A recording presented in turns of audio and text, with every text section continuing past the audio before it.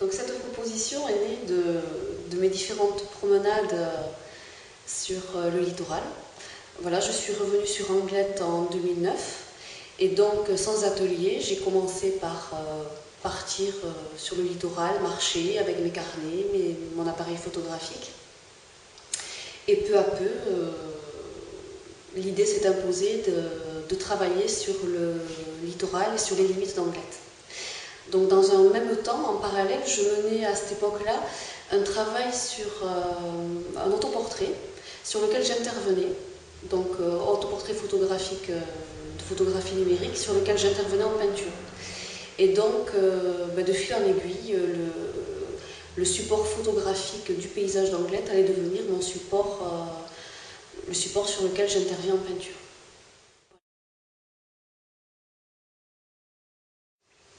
Donc cette exposition va se présenter en différentes séries, différentes pièces qui vont venir sur les murs de la galerie Pompidou Anglette. Donc la galerie est un espace circulaire. Donc ce qui me paraissait intéressant, c'est de travailler avec cet espace circulaire pour présenter mon exposition. Comme le regard face à un paysage est un regard circulaire, linéaire et circulaire, quand on est face au paysage et notamment quand on est face au littoral. Donc ça me paraissait intéressant de venir exposer mon travail de la même façon linéaire que lorsqu'on regarde un paysage, que le spectateur se trouve en face de ces différentes séquences de paysages comme on peut l'être devant un vrai paysage.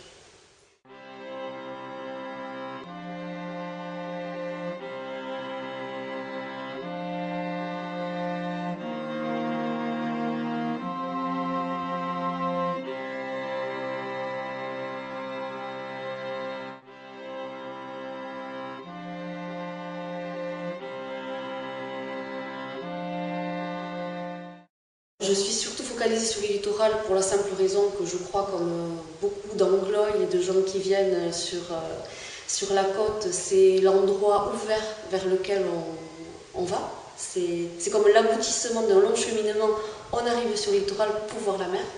Donc c'est vrai que c'est un espace que j'apprécie à titre personnel et j'y vais régulièrement à différents titres. Donc c'est un espace tout à fait familier pour moi. Donc c'est tout naturellement, bien sûr, que j'ai travaillé d'abord sur ce lieu-là en particulier. Et d'autre part, c'était la limite aussi, c'est-à-dire ce vers quoi on ne peut plus aller.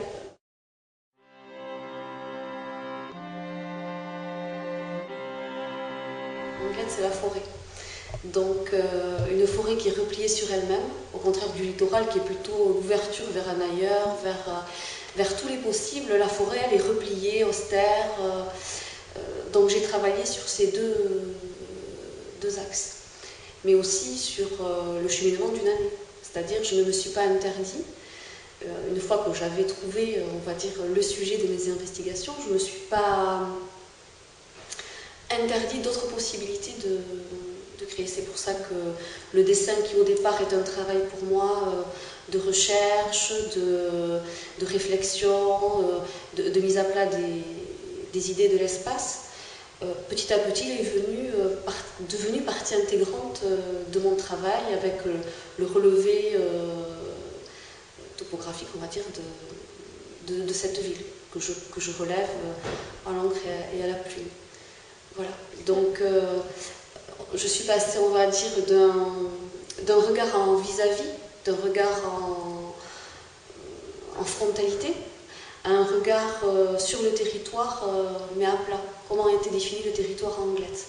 Et donc la carte que je présente sur Anglette reflète un petit peu cette démarche-là.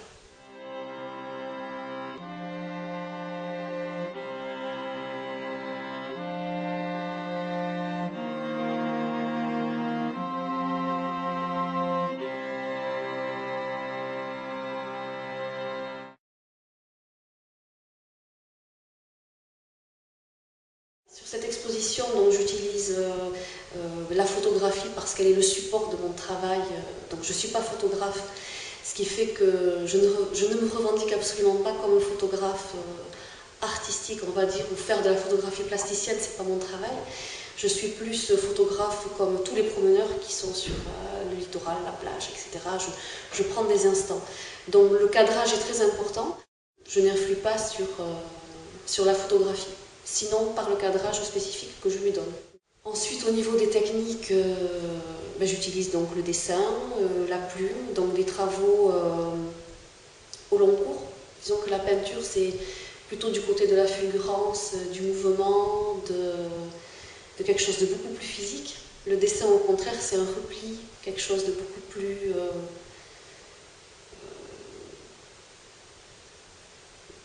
méditatif peut-être. Je ne sais pas si le terme est de cet ordre-là, mais la plume, en tout cas le travail que j'ai fait à la plume pour recenser ces différentes parcelles d'Anglet était un travail comme ça, très d'orfèvre, très long, très minutieux. Et voilà, après je ne m'interdis aucune technique.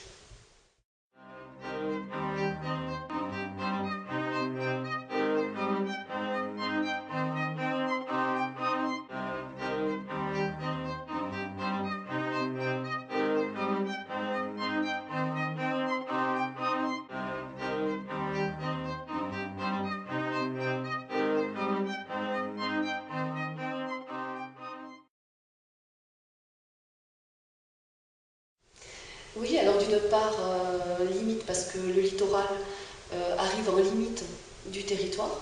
Donc on a une ligne qui, bien sûr,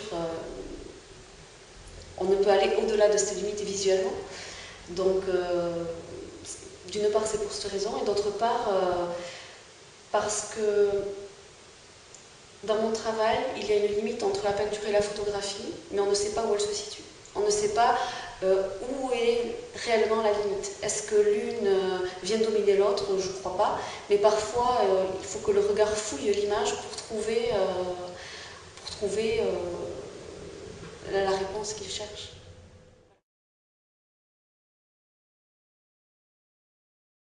Alors, j'ai choisi en fait cette œuvre que j'appelle Solitude hivernale. Parce que j'ai pris cette photographie le 1er janvier. Et donc c'était en fin de compte le départ de tout le travail que j'allais faire cette année, voilà, pour la ville d'Anglet. Donc on y retrouve la photographie, on y retrouve les personnages et le paysage. Ça, on va dire que, je ne vais pas dire ça résume, parce que un seul travail ne peut pas résumer l'ensemble du travail d'une année. Mais il y a dans ce travail, voilà, les débuts, les prémices de tout ce cheminement que je vais faire, enfin, que j'ai fait pendant l'année. Voilà. Puisqu'il est du 1er janvier, symboliquement, je trouvais que c'était intéressant de faire le focus sur cette œuvre-là. La solitude sera différente suivant aussi les périodes de l'année sur Anglet. C'est-à-dire que les paysages d'hiver vont être comme ça, sur on va dire des enfumements blancs qui vont venir ponctuer comme ça des solitudes des personnages isolés. Et en même temps, l'été, au contraire, on va avoir une opulence des corps.